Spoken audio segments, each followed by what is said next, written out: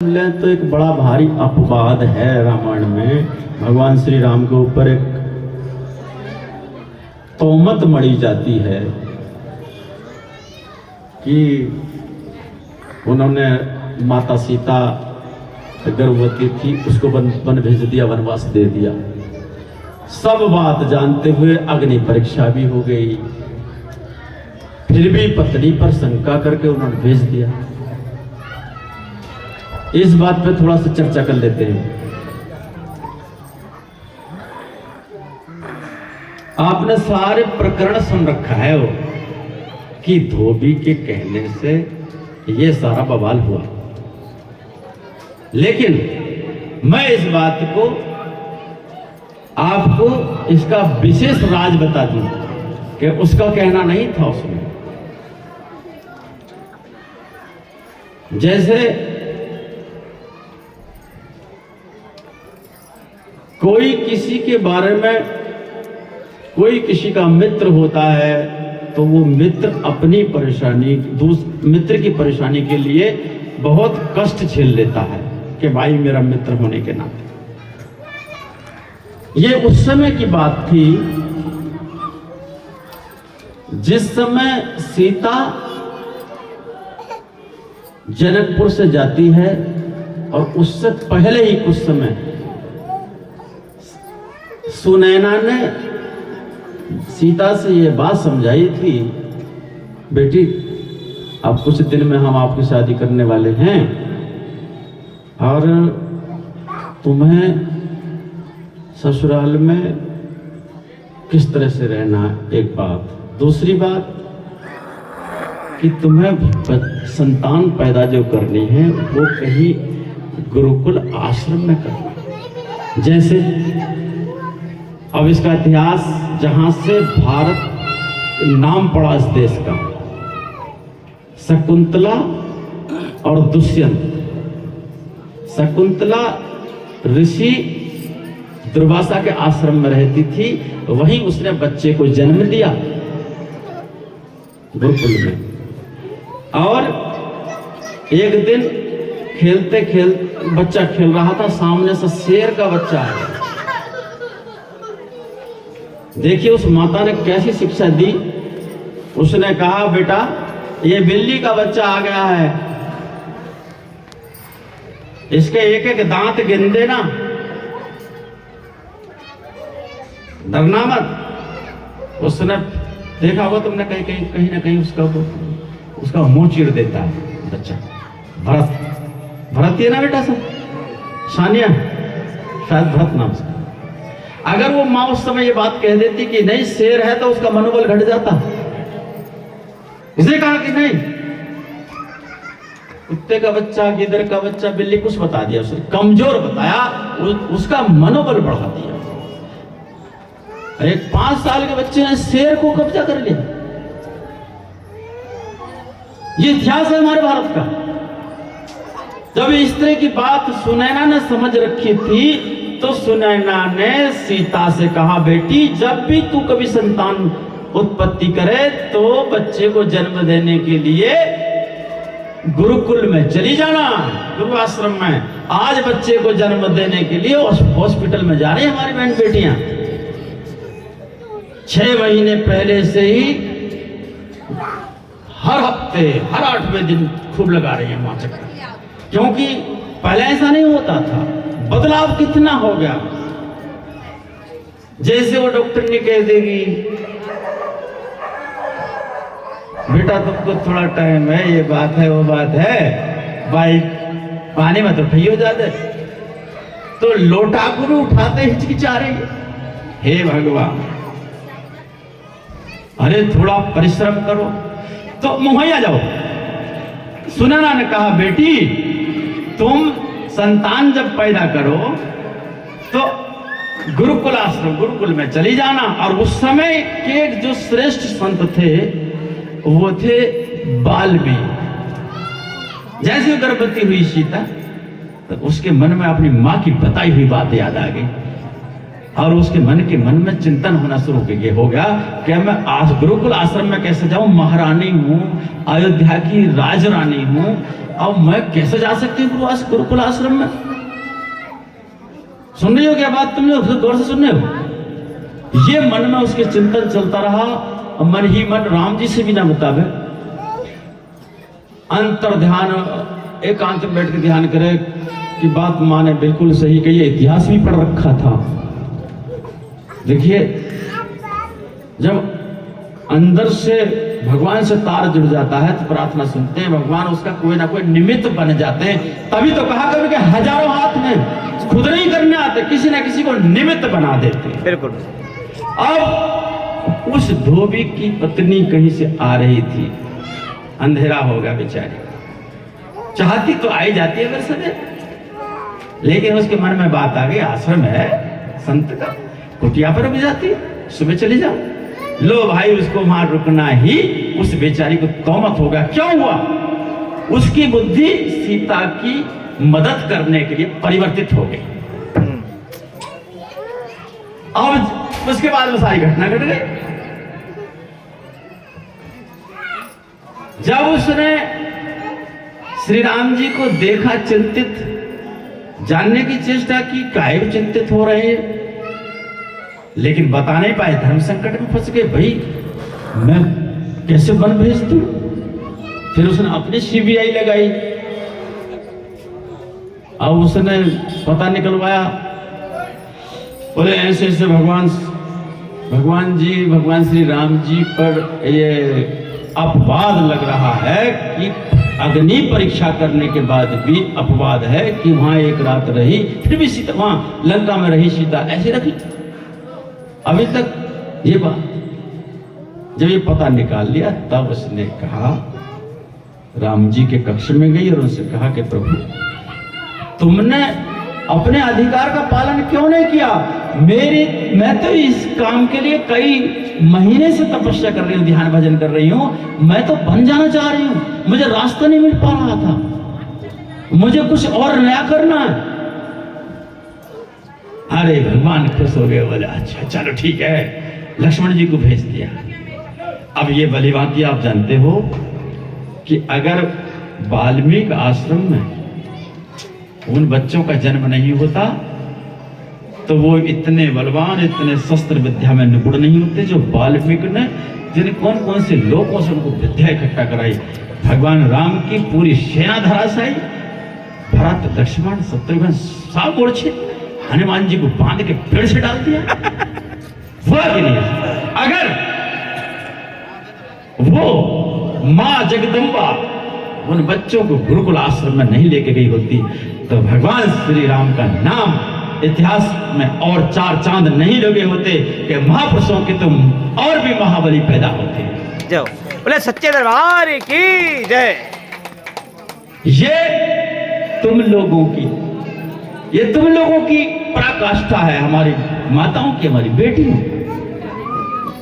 अभी तुम लोगों को बड़ा अच्छा लग रहा था, मेरी बेटी सुना रही थी लक्ष्मी भजन, अच्छा गाना जानती है। मैं चाहता हूं तुम में से बहुत बेटियां ऐसी हैं जो हमारा भी सिर ऊंचा हो जाए कि हाँ, एक झांसी का नाटक चल रहा, झांसी की रानी में देखता हूँ कभी कभी उस नाटक को, बड़ा बढ़िया बनाया, क्या किरदार निभा रही है वो, मणिकाल क्या कुछ है उसका नाम है ना, मणिकर्णिका। अरे तुम वही झांसी की रानी हो, तुम वही सीता हो, तुम वही वो भी हो, भरत की माँ शकुंतला हो, दुर्गा भी तुम ही हो, सब चीज तुम हो ना। लेकिन अभी तुम्हारी भटकन खत्म नहीं हुई है, तुम्हारा मन एकाग्र नहीं हुआ है, इसलिए तुम निज अपनी शक्ति से वंचित हो। एकाग्र चित्त होकर के परमपिता परमात्मा का जहां भी हो, जिस स्थान पे हो, जिस काल में हो, उसका ध्यान करना शुरू करिए, आपको वही ताकत मिलती है।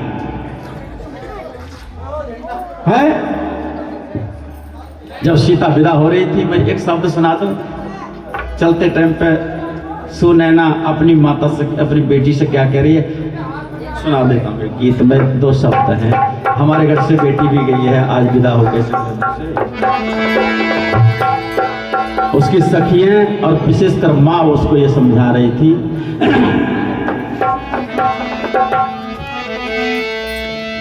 अपने पति संग घरी को सजाना लाड़ो, अपने पति संग घरी को सजाना लाड़ो,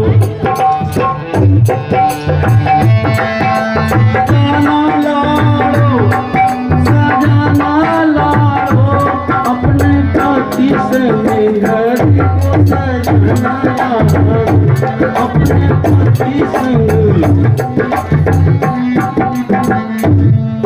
आप सजेगा कब?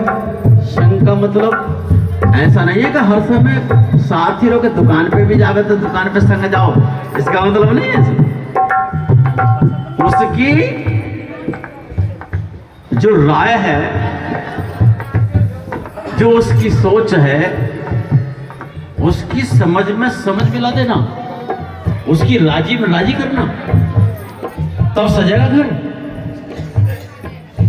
और तुम अगर उसकी राजी में राजी नहीं मिलाती हो, शोभा नहीं आने के घर में। और उसके परिवार के लोगों को, जैसे तुम यहाँ भाई को भाई मानती हो, माँ को माँ मानती हो, ऐसी पति के परिवार में जाकर के बहन भाई माँ बाप मानो, तभी घर सज जाए। और ये शिक्षा माता सुनैना ने सीता को दी, और तुमको भी देना चाहिए। तुमको भी माता सुनैना बन जाना चाहिए, तब कौन बने? क्या बता रही? अपने पति संग घर को सजाना लाड़ो, अपने पति संग घर को सजाना लाड़ो,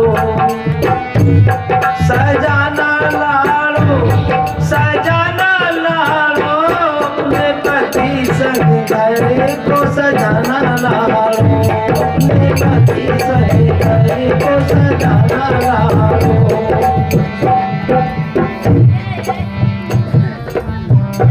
और नित्य प्रति पति की सेवा करना, नित्य पति पति की सेवा करना, और नित्य फिरते उठो पति पद पूजा, पति उठो पति पद पूजा, प्रति करो रे पति पद पूजा, प्रति करो पति पद पूजा, सास ससुर समुदेव न दूजा, सासी ससुर समुदेव न दूजा, और उनका मान बढ़ना, अरे अंतरा छूट रहा, उनका मान बढ़ाना लाड़ो, अपने पति संग घर को सजाना लाड़ो, अपने पति संग घर को लाड़ो, अपने पति संग घर को सजाना लाड़ो। नित्य प्रति उठो करो पति पद पूजा, सास ससुर सम देव न दूजा। सबसे बड़ी देवता है। एक तो सबसे बड़ी खूबी ये है कि उन्होंने पाल के पलोस के पढ़ा लिखा करके काबिल करके लड़का तेरे पति रूप में जो तुझको दिया है, सबसे बड़ा एहसान तो उनका ही है। दूसरी बात, अगर तू उनको माता पिता के रूप में उनका सम्मान करेगी, उनका मान बढ़ाएगी ना,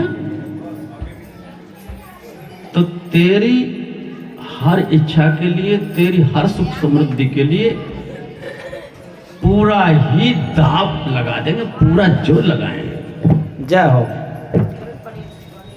अपने दुख को झेलते रहेंगे, खुद टूटी हुई लिहाफ ओढ़ते रहेंगे, लेकिन बेटी अगर तैने उनका मान पूरा रखा तो तुझे नया लिहाफ ही देंगे। उनका मान बढ़ाते रहना। जित प्रति उठो पति पद पूजा, सास ससुर सम देव न दूजा। उनसे बड़ा कोई देवता नहीं है। क्योंकि उन्होंने बहुत कुछ दे चुके और अभी कुछ और भी देने वाले हैं। जब तक देते ही रहेंगे और हमारी बेटियों के सामने मरते मरते कुछ पिता ऐसे भी कह के चले गए, बेटा हम तेरे लिए कुछ नहीं कर पाए, जबकि बहुत कुछ करके चले गए। ऐसे भी नहीं। मैं ये आपसे ये अपील कर रहा हूं, बहनों के लिए सबसे बड़ा धर्म है ससुराल में पति के परिवार के लोगों की यथा उचित मान सम्मान रखना, पति की आज्ञा में चलना। पतिव्रत धर्म बहुत श्रेष्ठ है। तो इसलिए मैंने वो 2 शब्द आपको सुनाए थे, पति संग घर को सजाना लाड़ो है, और मीठे बचन से सबको रिझाना, मीठे बचन से सबको रिझाना, मीठे बचन से सबको रिझाना, मीठे बचन से सबको रिझाना, सबको खिला कर बाद में खाना, सबको खिला कर बाद में खाना, और कोई न बनाना बहाना लाड़ो, तुम कोई ना बनाना बहाना लाड़ो, अपने पति संग घर को सजाना लाड़ो, अपने पति संग घर को सजाना लाड़ो, अपने पति संग घर को सजाना लाड़ो। बहाना मत बनाना, गलती अगर हो जाए तो कह देना मेरी गलती है। और एक बहाना, एक गलती को छुपाने के लिए लाख बहाने बनाओ, फिर भी बात खुल जाएगी और तुम्हारा प्रेम उन देवताओं के हृदय में कम हो जाएगा। इसलिए ऐसे सजाना है। तो मैं कह रहा था कि ये सब कुछ संभव कब है? जब तक तुम परमात्मवादी नहीं हो, जब तक तुम ईश्वरवादी नहीं हो जाते, जब तक तुम्हारी भक्ति भगवान के से चरणों में नहीं जुड़ जाती। हम सब कुल मिलाकर तो सभी स्त्रियां हैं, जो जिनको तुम पुरुष देख रहे हो वो भी स्त्री है, क्योंकि आत्मा, ये आत्मा का एक रहने का घर है, नाना रूपों में जो दिख रही है। भगवान ने व्यवस्था बनाई है सृष्टि को बनाने के लिए, एक लड़की का शरीर, एक लड़की का, एक लड़की, एक लड़का, स्त्री पुरुष। लेकिन इसके अंदर मन बुद्धि अहंकार चित्त, मन भी वही है, बुद्धि भी वही है।